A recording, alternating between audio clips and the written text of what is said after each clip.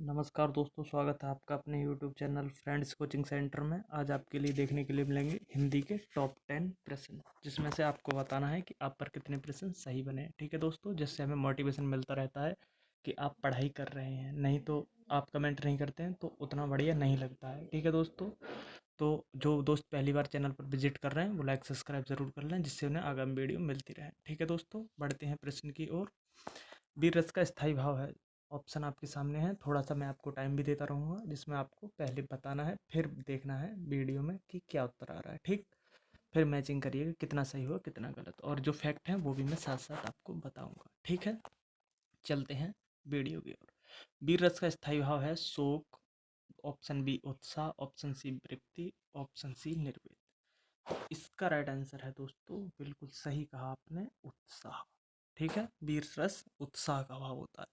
आपने 10th और 12th में पढ़ा होगा, कुछ ऐसे दोहा टाइप होते थे जिनमें हमें खुद ही पता चल जाता था कि यहाँ उत्साह की बात हो रही है।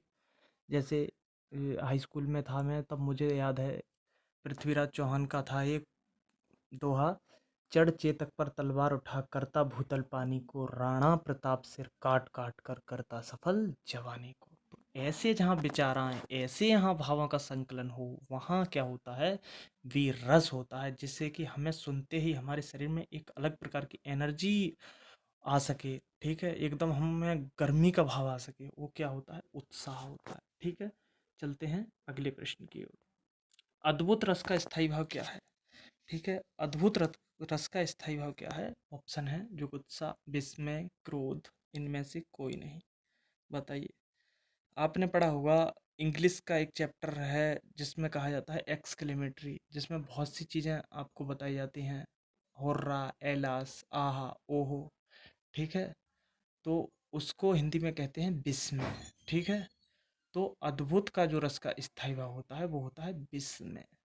जैसे कोई चीज़ ऐसी हो जिसका कोई तोड़ ही ना हो, उसको हम कभी कोई फेसबुक पे अच्छा फोटो डालता है तो आप उसके नीचे लिख देते हैं अद्भुत, या कोई पेंटिंग डालता है उसके नीचे लिखा होता है अद्भुत। जिसका कोई काट ना हो उसको कहते हैं अद्भुत। तो इसलिए ऑप्शन क्या राइट हो जाएगा? Option B is right answer, विस्मय। तीसरा प्रश्न है, श्रृंगार रस का स्थायी भाव है। ऑप्शन है, ऑप्शन ए शोक, ऑप्शन बी रति, ऑप्शन सी हास, ऑप्शन डी उत्साह। बताइएगा दोस्तों, श्रृंगार रस का स्थायी भाव क्या है? बताइए। ऑप्शन आपके सामने है, शोक, रति, हास, उत्साह। तो इसका राइट आंसर है दोस्तों रति। ठीक है, श्रृंगार रस को एक अलग प्रकार की मान्यता है। आप रस पढ़ रहे हैं दोस्तों, तो आपके माइंड में क्लिक किया होगा ये रस शब्द क्या है। तो दोस्तों, एक सीधी भाषा में आप कह लीजिए, रस का शाब्दिक अर्थ है आनंद।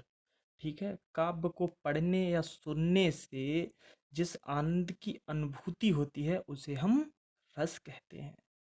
ठीक है, यह कह सकते हैं कि पढ़ने वाले और सुनने वाले पाठक और श्रोता के हृदय में स्थायी भाव ही विवाह विधि से संयुक्त होकर रस रूप में परिणित हो जाता है।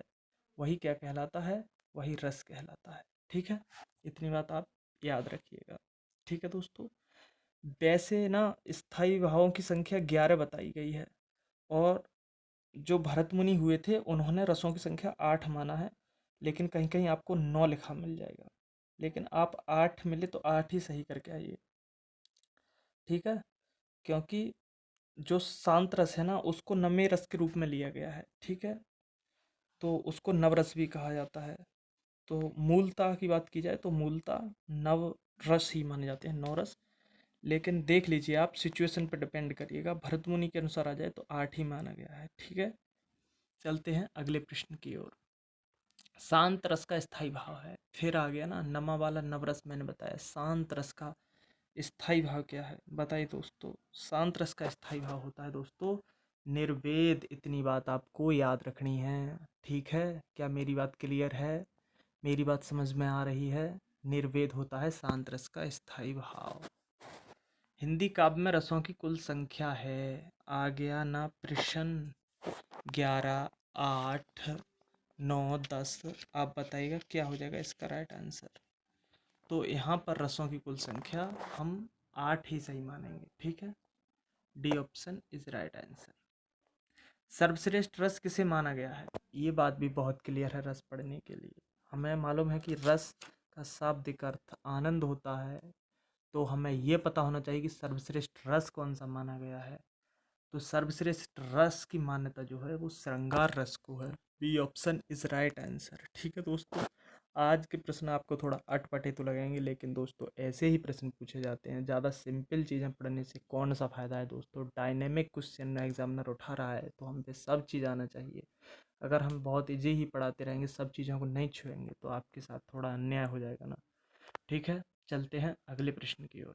आशा करता हूँ जो जो चीज़ें मैं बताता चला हूँ वो समझ में ज़रूर आई होंगी। 7वां प्रश्न है, जो क्षमा करने योग्य नहीं है, वाक्यांश के लिए एक शब्द है। अदम, अक्षम, निर्गुण, सक्षम। जो क्षमा करने योग्य नहीं है, जैसे दोस्तों पीछे जो 4 जो आरोपी थे, निर्भया आरोपी वाले, रेप कांड वाले, उनको फांसी दी गई थी। तो उस सिचुएशन में हम कह सकते हैं कि ऐसे लोग क्षमा करने योग्य नहीं है। उनको फांसी दी गई थी चारों को, तो उस शब्द के लिए हम क्या कहेंगे? अदम, अक्षम, निर्गुण, सक्षम। उसके लिए हम कहेंगे अक्षम। जो क्षमा करने योग्य ना हो उसे अक्षम कहेंगे। जिसने इतना बड़ा अमानवीय कृत्य किया हो ना दोस्तों, उसको अक्षम बोलेंगे। हिंदी सीखना बहुत ज़रूरी है, क्योंकि ये हमारी मातृभाषा है और संविधान में राजभाषा भी है। ठीक है, जानने की इच्छा रखने वाला के लिए एक शब्द है। जिजीविषा, जिज्ञासु, जिज्ञासा, इनमें से कोई नहीं।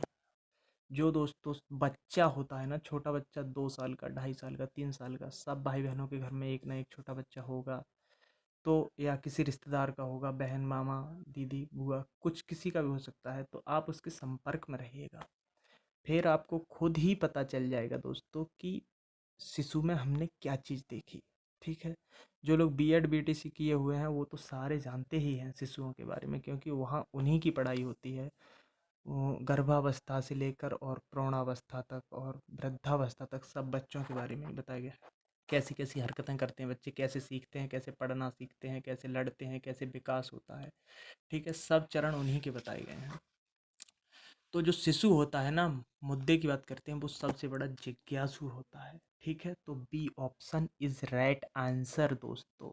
जानने की इच्छा रखने वाले के लिए एक शब्द जिज्ञासु होगा। ठीक है ना, मेरी बात समझ में आई? मेरी बात क्लियर है? जानने की जो इच्छा रखेगा वो जिज्ञासु होगा। ठीक है, B option is right answer. जो हमेशा रहने वाला हो उसको कहते हैं, क्या कहते हैं? शाश्वत, नवरत, अप्रत्यक्ष, आजीवक। क्या आजीवक कहते हैं? क्या अनवरत कहते हैं? क्या अप्रत्यक्ष कहते हैं? क्या शाश्वत कहते हैं? जी हाँ दोस्तों, उसे क्या कहते हैं? जी हाँ दोस्तों, उसे आप सही बोल रहे हैं, सही सोच रहे हैं, सही टिक कर रहे हैं, शाश्वत कहते हैं।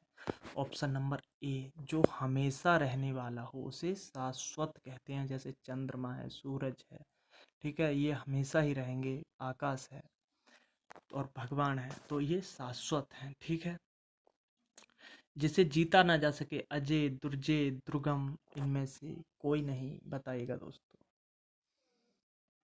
जिसे जीता जा ना सके, अजय, दुर्जय, दुर्गम, इनमें से कोई नहीं। बताइए दोस्तों इसका राइट आंसर। इसका राइट आंसर है दोस्तों अजय।